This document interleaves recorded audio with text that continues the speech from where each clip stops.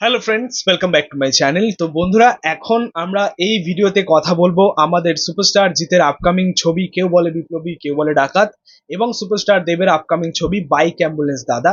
এই দুটি ছবির এক্সক্লুসিভ আপডেট নিয়ে কথা বলবো। প্রথমত, তোমরা এটা সকলেই জানো যে আমাদের এই দুই সুপারস্টারের আপকামিং এই দুটি ছবি কেউ বলে বিপ্লবী কেউ বলে ডাকাত এবং বাইক অ্যাম্বুলেন্স দাদা, এই দুটি ছবির যৌথ প্রযোজনার দায়িত্বে ছিলেন নন্দী মুভিজ।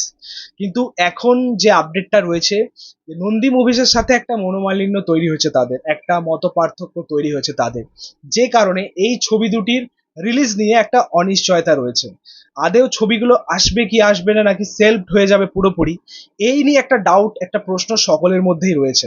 দেখো, এটা অবশ্যই ঠিক যে এখনো পর্যন্ত জিদ্দার প্রোডাকশন হাউস থেকে কোনো অফিসিয়াল আপডেট আমরা পাইনি, দেবদার প্রোডাকশন হাউস থেকেও কোনো অফিসিয়াল আপডেট আমরা পাইনি। তবে এটা তো ঠিক যে কেউ বলে বিপ্লবী কেউ বলে ডাকাতের যে রিলিজ ডেট বারবারই পোস্টপন্ড হচ্ছে, কখনো এগিয়ে আসছে কখনো পিছিয়ে যাচ্ছে। এই সমস্যাটা কেউ বলে বিপ্লবী কেউ বলে ডাকাতের ক্ষেত্রে আমরা দেখতে পেলাম।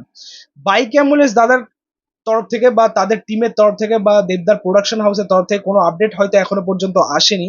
তবে এটা ঠিক যে নন্দী মুভিজের যে অফিসিয়াল ফেসবুক পেজ রয়েছে, সেখান থেকে কিন্তু এই দুটো ছবিকেই সরিয়ে নেওয়া হয়েছে। মানে এটা বলা যায় যে নন্দী মুভিজ হয়তো এই দুটি ছবির সাথে মানে প্রযোজক হিসেবে নিজেদের নামটা সরিয়ে ফেলেছেন।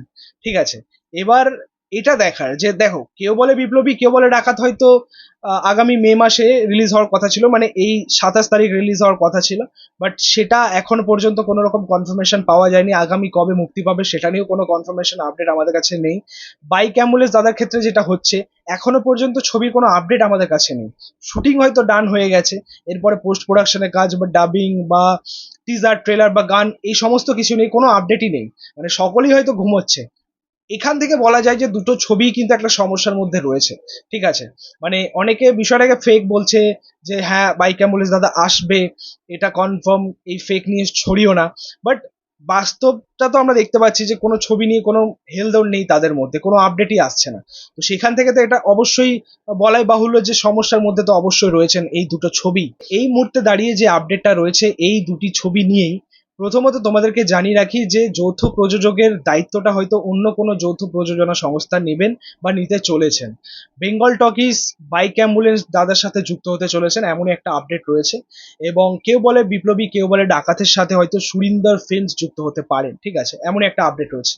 এখনো পর্যন্ত কোনো অফিসিয়াল কনফার্মেশন আসেনি, বাট এটা একদমই এক্সক্লুসিভ আপডেট, তোমাদেরকে জানিয়ে দিলাম, একদম ভেতরকার আপডেট।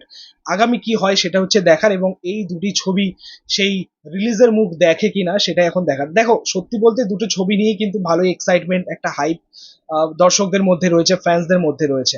এবং জিদ্দার ছবিটা নিয়ে বেশি, কারণ জিদ্দা অনেকদিন পর একটা সিনেমা নিয়ে আসছেন আমাদের জন্য, প্রায় 2 বছর পর।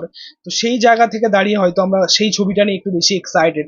তবে দেখা যাক এই দুটি ছবি কবে মুক্তি পায় এবং সেই আপডেট কবে আসে। তো এই ছিল বলার এই বিষয়টা নিয়ে। তোমাদের বক্তব্য মতামত অবশ্যই কমেন্টে জানিও। ভিডিওটা ভালো লাগলে অবশ্যই লাইক কমেন্ট শেয়ার করে দিও, পাশে থাকা বেল আইকন প্রেস করে দিও পরবর্তী ভিডিওগুলো আপডেট পাচ্ছেন। Thank you.